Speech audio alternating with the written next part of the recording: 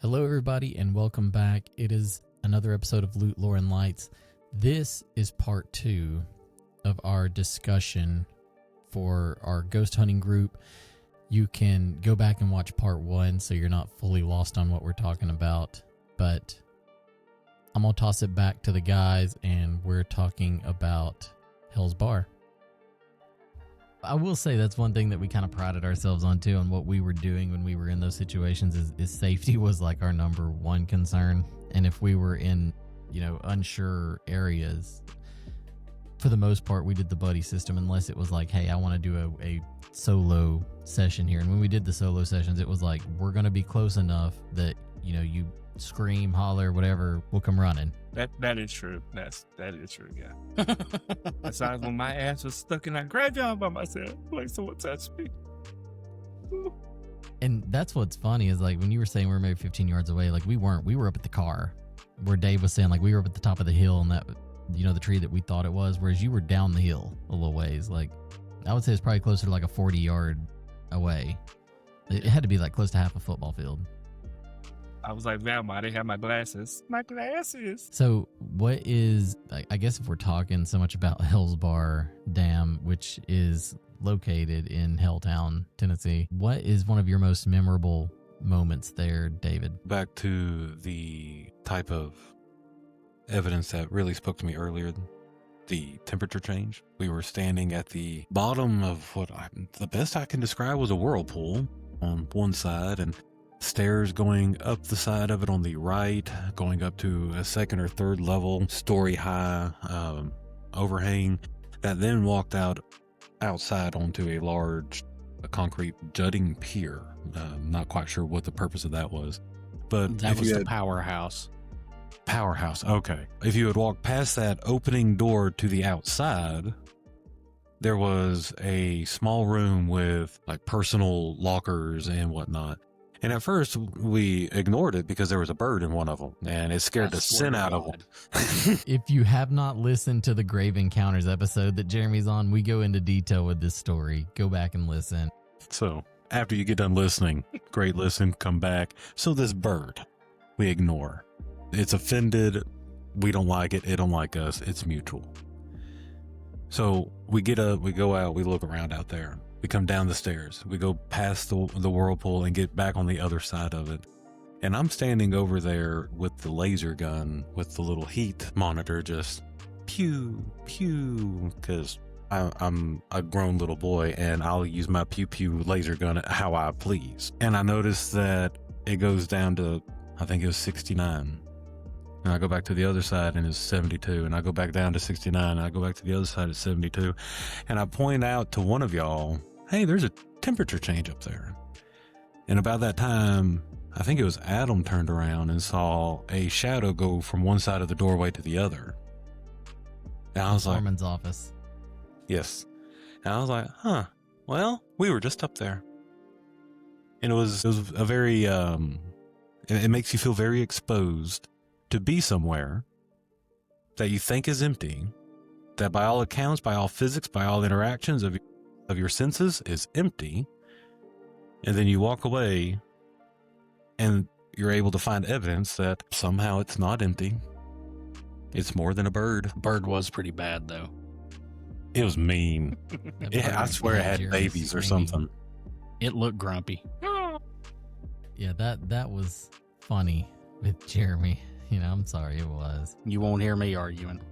All right, Jeremy, so what part was like the heaviest part for Hell's Bar that you remember? Man, honestly, having to go toe-to-toe with a pigeon. That's not actually true. I would say it wasn't even on the investigation with y'all. It was the one with that I did with the other team, and it was being in Mary's Corner getting all of that activity. I remember we had the K2 meter and the EMF detector, and Jason had a camera that he was watching, through the viewfinder. And at one point, he's asking questions, because we notice every time he asks a question, he's getting activity. He's getting movement off the K2. So we're like, you kind of take over and see what we can get. And he would, And it would, at one point while I'm watching the lights on the K2 meter with my bare eyes, no viewfinder or anything, it was steadily hitting 3 lights. And then he says, okay, the third light just went out. And I said, no, it didn't. He's like, yeah, it just, no, it's back on. Okay, it's back out again. And this whole time it's steadily illuminated just with me looking at it. And, we're kind of arguing back and forth. No, it's that light staying on. And then it would occasionally go out in real time for a second and then pop back on. But it was doing it not like how you would see, you ever see a dash cam record brake lights, or not even brake lights, like the roadside signs like caution, road work ahead on the flashing lights, and how it kind of jumbles everything up? Do you know what I'm talking about? Like it creates a trail? Is that what you mean? I think he's talking about if you record like your TV, you can see the individual LED lines, like you can see the lights emitting. Okay, yeah. And in real time, Yes. without the interference. There we go. Yes. See, that was one of my thoughts. Not even at that time, but thinking back on it now is, that wasn't even what was happening there. This thing was actually changing. And he finally said, come look at it through the viewfinder. And I look, and I mean, this thing it's flashing on and off, but it's not doing it in a way that the frame rate of the camera is not able to keep up with the light kind of thing. You know what I mean? So to this day, I don't know how to explain that. I don't know how that was happening. Kind of does. And I remember when you took us down to Mary's Corner and you were telling us how you'd gotten hits there with Jason, and like, I'm trying to think back. Like, I don't remember anything special about it. Like, I think it was just kind of empty for us. There wasn't much going on. Yeah, it was dead that night. Yeah, no pun intended. Yeah, I do think for me, doing Hell's Bar, I think it's the same thing that Dave said for me, because I distinctly remember, and I'll tell that story too, about, looking over and seeing a person or a shadow walking from one end of the office and out the door towards the stairs, and then it was just gone. And, I remember we kept lights on that area so that way you could go check it out to see if anybody had tried to get away, if there was anybody over there, and there wasn't. So that did stick out. It sucks that, we were using camcorders at that point, but it wasn't anything that showed up on the footage. And I think that's one of the hardest things to think about, if you're doing ghost hunting, is you're going to have all these really, I don't want to say traumatic, but they're intense episodes that you'll experience, and they're not always going to show up on some kind of recording, or whether it's video or audio. We had to make sure we did was take our expectations out of what we were looking at and trying to see what was there. There were times that we did investigations that the people we did them for were seeing things that we couldn't agree with, celestial beings and angels and shadows on the back wall. And it's just, okay.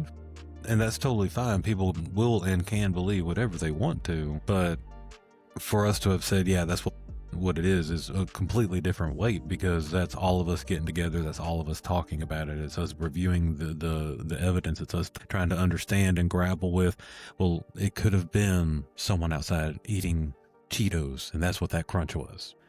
Well, if none of us knew it and nobody can give that evidence, then it doesn't exist. And after process of elimination, after talking, and then we come to the tabled conclusion of, yeah, there was a shadow man there. Yeah, the temperatures dropped. Yeah, let it be seen was said. These are things that are more than just a personal experience. These are things that we've all sat down in the moment and went over and talked and rehashed and rehashed and rehashed, because if there's one thing that you can see is if somebody's not telling something true, after you ask them about 3 or 4 times, it starts to change a little bit. But these experiences are so real and so visceral to us when they happen that it's an experience. You're asking someone who just got off of the Georgia Scorcher and Six Flags, how was it? And they still got the adrenaline pumping through them. It's real. I mean, you can't deny someone their experience because they're the one experiencing it. Gerald, how would you say that plays into, I know you didn't get to go to a bunch of ghost hunts with us, but just those experiences that you did have, and especially like not Ditch Playground, but the Witch's Grave, like relating it to what Dave said. I would go, he's spot on. It's like a surreal moment, especially when you experience something like this. try to shake it off, try to keep it professional. Okay, well maybe something fell out of a tree, hit my shoulder, and that's why I didn't see what fell off. But no, I literally was like, hey, someone touched me. We all came back. We talked about it. I showed y'all where I was standing at. I think we took readings, took the laser, the heat sensor. I think it said about the same temperature that it always has. It was just till we actually ended up getting back to the house, reviewing the notes, actually hearing it, hearing my silly reaction, like, I told you. Oh shit, I done took something home with me. I don't know what I'm gonna do, y'all. Damn, I need you to pray with me, brother. Pray with me. But yeah, I totally agree. It's until you can verify everything to the fullest, it's something that you have to be there to see it. Kind of, well, not really see it. You have to experience for yourself. And then, like I said, some people listen to this now, but oh, that never happened because they weren't there. Or if they go there, they might not get the same experience. Just like Jeremy's talking about how y'all went to May's Corner, and Jeremy had one experience for the first time. Second time you came, y'all didn't get no activities, but y'all saw something at the foreman's office. So it's just what you said. Well, they said this already. So yeah, Yeah, and I think the craziest thing too when we're talking about it is it's just like Dave said, like it's such an ingrained, like vivid memory. Like, these are things that, you know, we really haven't talked about a whole lot, and we haven't done ghost hunting in probably 14 years at this point. Yet most of these things that even took place before the 14 years, we still remember, and almost down to the detail, what was going on. Like, this sounds crazy, but like I remember at the witch's grave, whenever we got the footage or the audio clip of Let This Be Seen, like, you know, I remember I was wearing an Avenged Sevenfold shirt, and I remember Gerald had on a button up that was open. Like he didn't have it buttoned up, but he had a button up on. Like I can still remember that, like just vividly, where we went over the evidence and stuff and hearing it. And it just became so ingrained that the adrenaline rush afterwards hits, and it's like, it's in there, you know? Do you remember the truck that pulled up on us at the witch's grave? Was it a truck? Because I remember there being a vehicle, yes. Yeah, I'm Was pretty it sure it red? was a pickup. Was it I red think pickup? it was a red pickup, yeah. Yeah, I was yeah. Talk to me about it. And I remember they just parked and sat there. How long did they sit there? 10 minutes? Was this the one at the witch's grave, or was this the one that parked on the road? Because I swear there was one that was just sitting on the road for a little while at one point too. No, this is the one that actually came up to the witch's grave. I do remember the one on the road, but this one actually came up the hill and just sat there for like 5, 10, 15 minutes, and we're just laid on the ground flat, not moving. God, yeah, I don't remember that one. I remember the one on the road. Anybody else? I was going to say, Dave, chime in for me. For the red truck coming up the hill, and everybody, because anybody that's listening, I don't know if y'all have caught on to the theme yet. If we didn't know you, you wasn't seeing us. That's just how we operated. We wasn't going to talk to you. We wasn't going to have you come talk to us, because sometimes when you go do a ghost investigation on these, you know, back cemeteries, you don't know who's going to roll up in a red truck and just not even get out and say anything to you. Just sit there. And that's fine. People can do whatever they want on a public cemetery, but that doesn't mean that you're going to come talk to us or we're going to come talk to you. We're going to duck, we're going to cover, we're going to find a tree. We're going to get really interested in this bush over here behind, you know, a 4 foot of trees. No, ain't happening. But as always, it seems that whenever we would go on these adventures or these investigations, whatever you want to call them, and then something would happen, like the red truck or the cop or something, it was almost like a signal, like, hey, about time for you to head home. Because I remember after the red truck, whole energy shifted. Nobody was interested in the graveyard anymore. Nobody was interested in going to the witch's tree and trying to see which tree was the actual witch's tree. Everybody was so aware of the road, and there might be another car come by. And then that one car stopped on the side of the road. It almost like underlined that there might be another car come by. I think it lies into what you said earlier too about Dead Children's Playground, is you've got to be open to the energy for it to really have any kind of interaction. And like you said, our adrenaline had kicked in so hard at that point that we were more aware of, the spatial surroundings of cars than we would have been open to any kind of spiritual interaction. No, do catch them in the comments. We need comments on. We need to subscribe and like. Subscribe and like. Hit the notification bell as well. So I do have a few things I actually wanted to talk about as well on the side, but one other thing I wanted to mention, and I won't get into like any names of people or places, but there was a intense experience, I guess I could say, I had inside of the church that we did. And, we actually got to sit there and interview the pastor of that church and hear about some of the things that he had experienced and the stories that he had heard about this place before we did it. I really thought Gerald was a part of that one. Maybe he wasn't. Maybe it was just Michael that was on that one. But I do remember in the audio room, or I should say there were two different experiences I had, but like the one I remember most vividly was being in the audio room.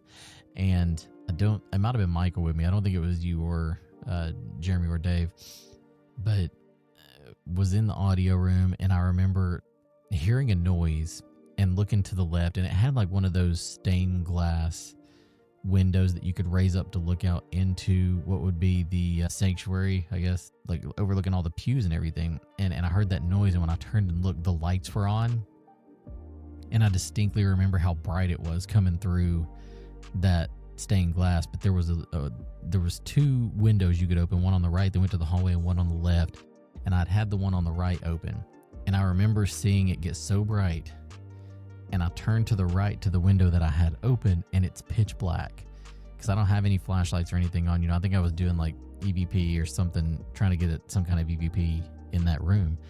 And I was like, what in the world? Why is it so bright? And I remember grabbing the door handle and opening the door to leave to go out there, and there's no lights on. Like that was probably one of the most vivid ones that I had, where I got no evidence. There's no proof that any of that happened. All I can do is sit here and tell you that those lights were on. And it was really an intense experience that I remember, to this day. It's crazy just seeing it in my head in a place I haven't been in since then, just knowing that happened. And I guess my question to you guys is, do you remember anything in particular whenever we did that church from your end? Because it seemed pretty dead other than that. Or anything personally. I remember going through it. I remember doing multiple rooms, doing the whole scheme that we had come up to try and see if we could drum up any kind of energy or any kind of reaction. Or, at one point I even remember trying to sing some hymns just to see if maybe some kind of spiritual echo might resonate out of that. I kind of made a beeline to the fellowship hall, which is where we had set up base camp. Like, do you guys even remember me coming in there saying anything about that? Because it was a big deal. Like, I remember darting in there and being like, were either of y'all in there and have the lights on? I can't remember. I do remember you jumping in there and asking if somebody had their lights on, but I didn't follow up on it. I didn't know why you asked that. I just remember saying no. Huh. Yeah, and that's what it was, is like that place was lit up just through that window, and that's it. Do you remember it being so dead that we forgot to cut off one of the EVPs or one of the digital recorders, and we thought we got an EVP, but it was just us hollering like, wake up? Yes. Yeah. I do. Such a bummer. Gerald, what'd you have for us? I have a question. I got two folks. Dave, what hymns were you singing? And the second one is, when you were singing them hymns, where were you at, Adam? Was it when the lights lit up? You could have been with him doing the hymns. I'll do mine first real quick before he answers his hymn. But I was alone, or I had somebody else with me recording on a camera. But There was nobody in that area. Like, we usually had people at base camp, and you would send out like one or two to where you're having them go, unless we're moving to, like, if it's something big like Hell's Bar, we might all move together to a certain area and then set up a space and then move from there. But like, we had base camp set up, and it was just in this like cafeteria area, and everybody else was in there while we did ours, and then we would trade out. Like, you'd be gone for 30 minutes, an hour, something like that, maybe not even that long, maybe 15 to 30 minutes, and then you'd come back and trade off and say, all right, I'm gonna go over some of my stuff I've got, next team up kind of thing. And so they weren't out there, because I remember Dave singing too, because we were I want to say like on the stage or in the choir behind him, just kind of sitting, listening, waiting, watching to see if anything popped out. I remember Amazing Grace. Yeah, I remember you singing it. How sweet the sound. But yeah, that was a big one for me. As I remember it being so fucking bright, like there was some serious lights on, and it kind of spooked me that, you know, when I opened the door, it was just, I mean, it was black as the devil's hooves out there. Like, it was dark. No lights, no night lights, no nothing. But the other thing that did happen that I remembered, and I want to say that this was with Michael with me as well. And I want to say, because what we did is, I want to say we walked like a loop, right? It went upstairs from the fellowship hall, and you go upstairs, you'd go through where like the nursery was and the kids' room. And then you would come down the other side and then come out into, you know, where people would congregate for the sermons and everything. And then you would go, there's like 3 or 4 rooms off that. I can't even remember. But I remember like when we went upstairs at first, just Michael and I were sitting there, and there was like a little wooden horse. And I'm not going to pull the whole, like, it was a scary movie and the wooden horse started rocking. But like, I remember the wooden horse being there, and there was a couple dolls next to it. And I remember thinking that one of the dolls' arms had moved at one point, but I couldn't prove it. And the way that Michael was carrying the camera, he didn't actually get a clear shot of it to show it. He just got it afterwards. I brought it up and he went and filmed it. But it was almost like the doll had its hand like almost down. But then whenever I looked back, its hand was like up, almost like a 90-degree angle, just like kind of at the elbow bent. So that led right into that, I guess, you know, and then going downstairs and having that moment with the lights. Gerald, you said you got something? No, I was saying, so the dog was waving at you. Yeah, right. Well, I was not fully in my own head. I didn't believe it actually happened because Michael didn't see it and it wasn't on the video. So I was like, I could just be imagining it, because when you are in places like that where it's really dark, you know, and all you've got is the night vision from the camera running, because, you know, you'll use your flashlights or whatever till you get to that point, but a lot of times you'll turn your torches out, you know, and you're just sitting there asking your questions out loud to the dark. I just, it was one of those, I figured it could have just been a trick of the light. Like, you know, I didn't see it right. Didn't play with it any further than that. That was one of the things I told y'all back then, was to always follow your instincts. Because when we were in those moments, most of 99.8% of the time, it was dark. It was shadowed. It was dark in a way that isn't easily understandable. It's because to deal with the kind of darkness that we were walking through, you have to understand there's like levels to darkness. There's darkness in the room that you can see, that your little night vision can see, and everything's in gray. And then there's dark in the room next to that. That is, you can see a little bit of corner. You can see a little bit of depth. You can see a little bit of angle. So you can maybe walk your way through that room, but you don't know what's in there. But then there's dark past that, which is nothing. So when you deal with that 3-tiered darkness in these rooms and these buildings and these houses and these churches and these factories, wherever we went. Now this is obviously different when we're outside. Outside, the cemetery is just dark. It's as dark as it is as far as way the nearest lamplight is. But inside, where light's limited, where interaction is limited, it's so much more difficult to grasp. Was that real? What was that a cat? You know, you have these intrusive thoughts. You have these little whispers in your head all of a sudden of, what was that? And you start trying to overanalyze. You start trying to piece together because you're trying to understand what's happening around you. Kind of kicking back into that self-preservation drive that all humans have.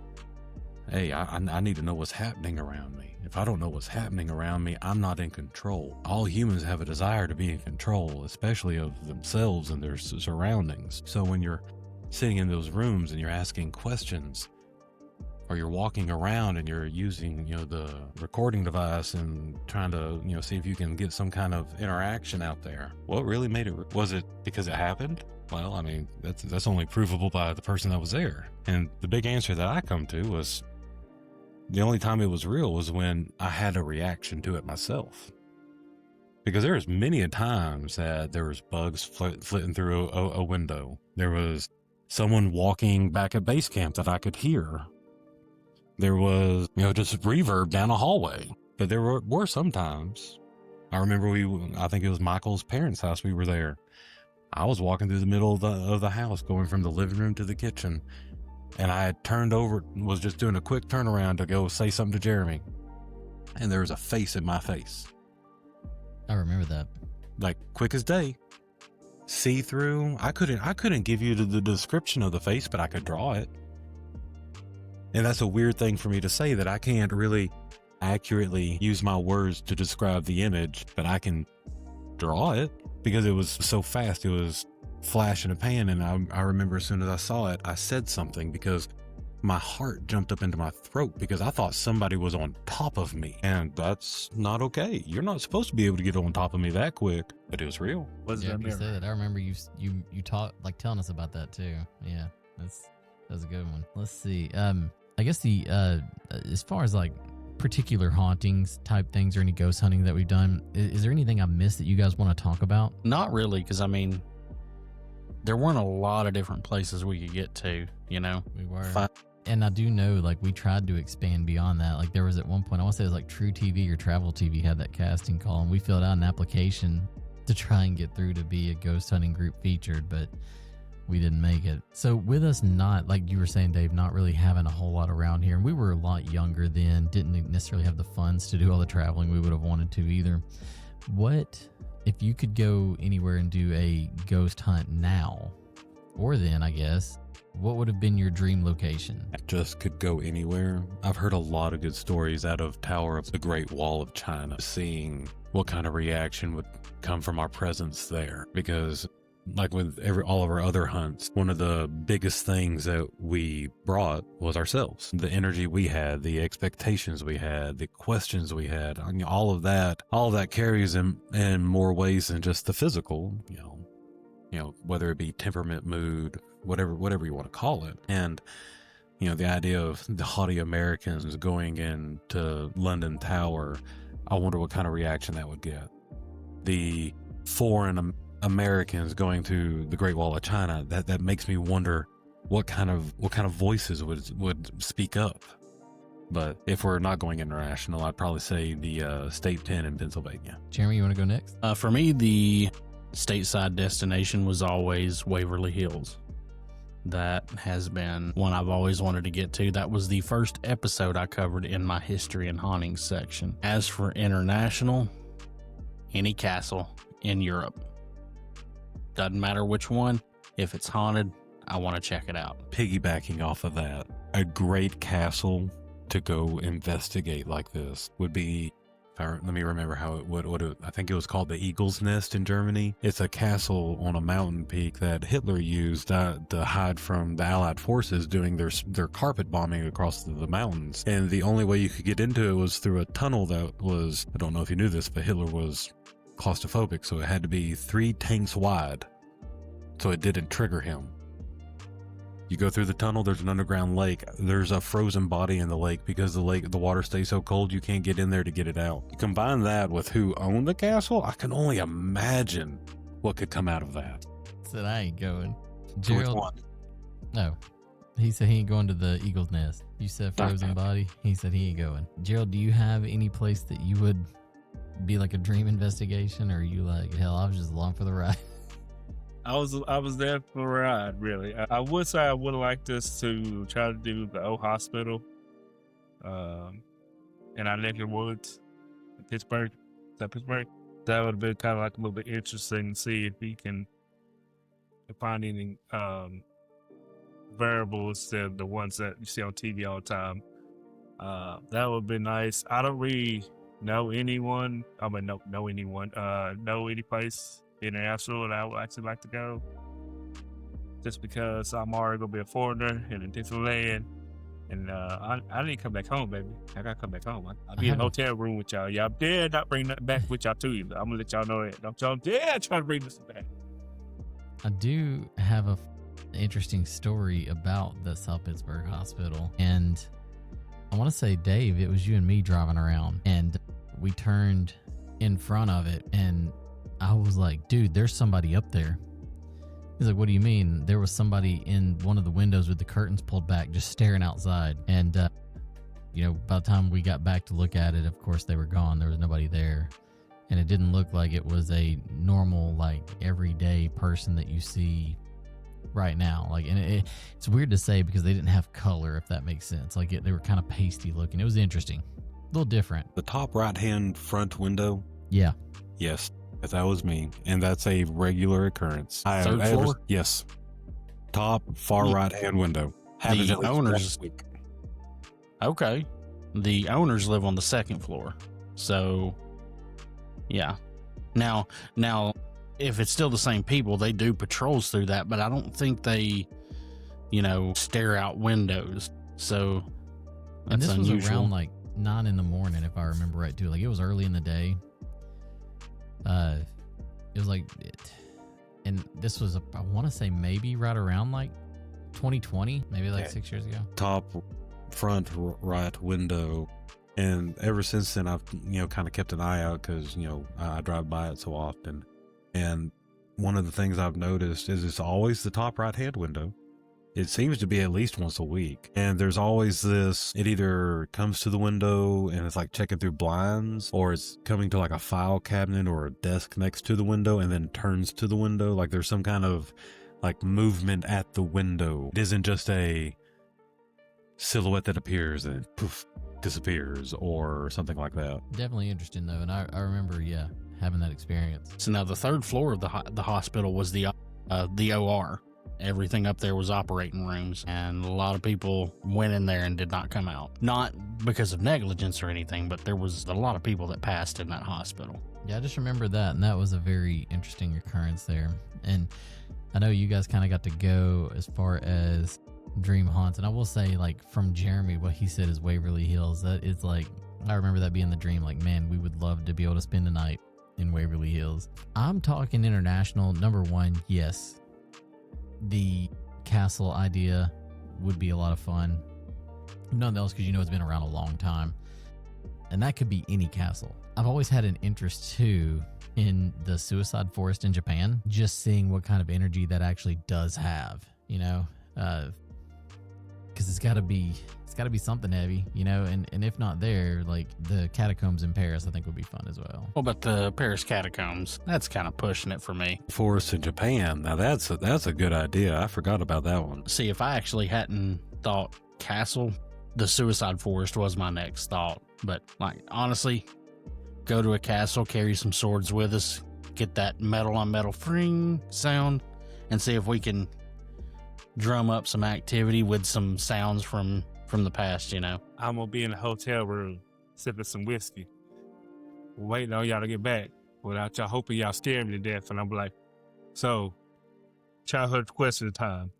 Did you, if you give me the wrong answer, I'm like, oh, you ain't the same person. You gotta leave the room, leave the room, leave the room. You have to say he's burning.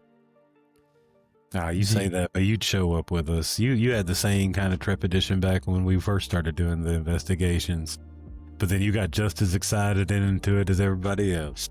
That's how I felt that shoulder, the hand on my shoulder. Hey everybody, thank you for tuning in. We're gonna go ahead and I'm gonna end this one here. This one is probably gonna have 2 to 3 parts. I'll upload them within, I would say, a couple days of each other. So if you enjoyed the conversation and you've made it this far, be on the lookout. There will be more to come here in about 2 days, but for right now, we're going to go ahead and close this one out. So thank you all for joining me. Don't forget to hit that like and subscribe button down there, especially if you've made it this far. Hit the notification bell if you want to be notified of any uploads that are coming, because they are kind of sporadic. We are hitting more things as we get into October. Look for Silent Hill F. That'll probably be on our live stream page. And there'll be more movies coming up as far as like horror movies. I'm not 100% sure when this one's going to hit. We do have The Possession of Michael Caine as well as others that are coming out. As always, the signal is weak, but the stories are strong. Take care.